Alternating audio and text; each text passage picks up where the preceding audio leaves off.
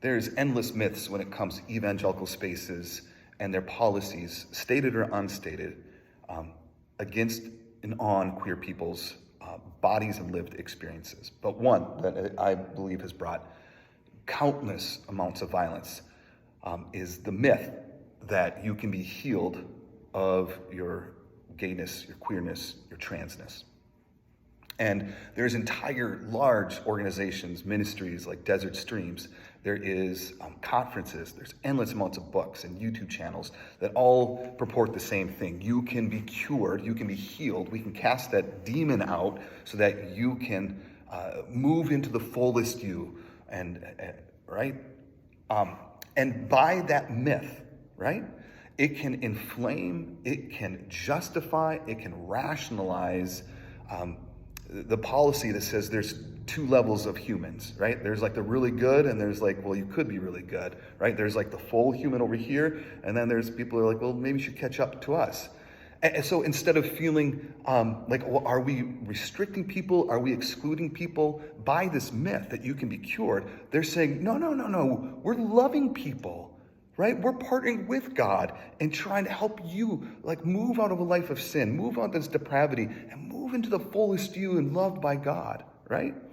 And when you can justify that, when you can have a myth that dehumanizes queer people by saying, no, you're depraved, you're evil, you're bad, but you can be good. Now they're saying, right? They're saying you have a way of being fully loved by God like us. You have a way of being fully loved in this community like us. And here's your path of healing. Take these classes, meet with these not counselors, not licensed counselors, right? And what that does then, it not only justifies and empowers the violence, right, from the spiritual community, and makes them feel like they're really good people because they're out doing the Lord's work. But what it also does is it puts violence on queer people's existence, because when they believe the myth that they can be healed, because the stories that I've read and the people I've talked to, they went through conversion therapy because all they really wanted to do was be loved by God. And when they're told that they are less and they're told that God hates sin, well, they will open themselves to so much more violence because they just want to be loved by God.